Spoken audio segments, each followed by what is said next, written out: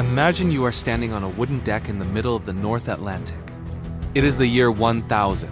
It's pitch black, the wind is howling, and the waves are crashing over the side, soaking you to the bone. The temperature is well below freezing, and your beard is literally turning into a block of ice. Now, in a situation like that, your first instinct is probably to start a fire, right? Get warm, dry off. But here's the insane part. If you were a Viking, lighting a fire was the one thing you absolutely could not do. For weeks on end, these crews survived conditions that would kill a modern person in hours, without a single flame to warm them. How on earth did they do it?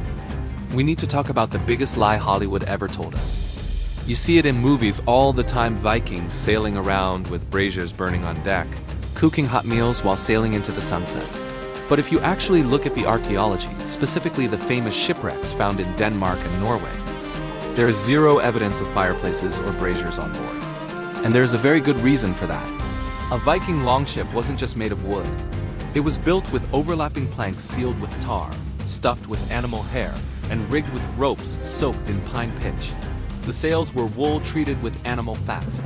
Basically, the entire ship was a floating candle waiting to be lit. If you dropped a single ember, that ship wouldn't just catch fire.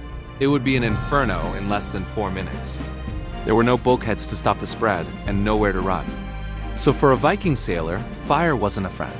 It was a death sentence. So if you can't have a heater, you have to become the heater. This brings us to the truth about Viking ships and their crew's survival gear. They didn't just throw on a bearskin and hope for the best. Their clothing technology was actually way more advanced than we give them credit for. They had a sophisticated layering system. We found evidence of different grades of wool, some for wind resistance, some for insulation, and some to handle moisture. But here's my favorite detail. Every morning before a shift, they didn't just button up their sleeves. They would actually have someone sew their sleeves shut tight around their wrists with wax thread and bone needles. This created an airtight seal so that body heat couldn't escape and freezing water couldn't get in. It was a portable microclimate. They would literally cut themselves out of their clothes when they landed or needed to fight.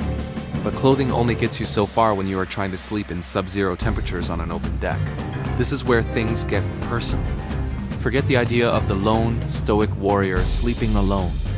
That would have killed them. The sagas describe something called a Hudfat. Think of it as a leather sleeping bag lined with fur. But these weren't for one person.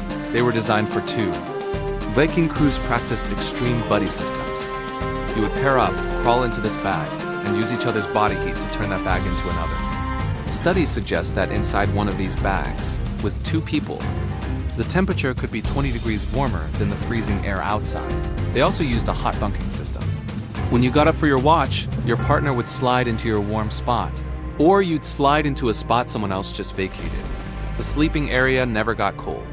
They also lowered the sail to create a massive tent over the ship, trapping the heat from dozens of men. It wasn't luxurious, but it kept them alive. Now let's talk about food. Since they couldn't cook, how did Vikings survive winter voyages without a hot meal? They had to rely on a diet that was essentially high-octane rocket fuel for the body. We are talking about 3,000 calories a day of cold, preserved food. They ate dried fish that was as hard as wood. You had to beat it to soften it up. They had hardtack biscuits that wouldn't spoil in the salty air. But the most ingenious invention was their cold porridge.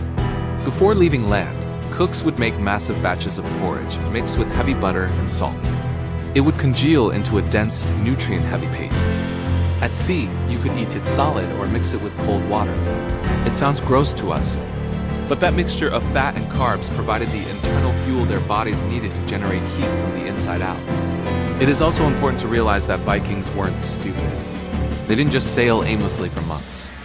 We have found evidence of massive networks of haul-out spots and winter camps all along the coasts of Europe. They treated the ocean like a highway with rest stops.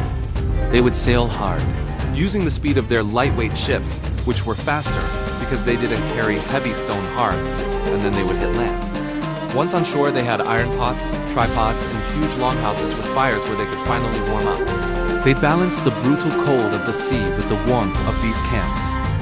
They endured the suffering because it gave them speed and surprise, allowing them to strike where no one expected them. So the Vikings didn't freeze to death because they changed the rules of the game. They chose speed over comfort and engineering over luxury. They turned their ships into survival machines and their bodies into heat sources. I hope you enjoyed this look into the freezing reality of the North Atlantic. If you love uncovering the gritty details of the past that movies leave out, please hit that like button and subscribe to The Sleeping Historian.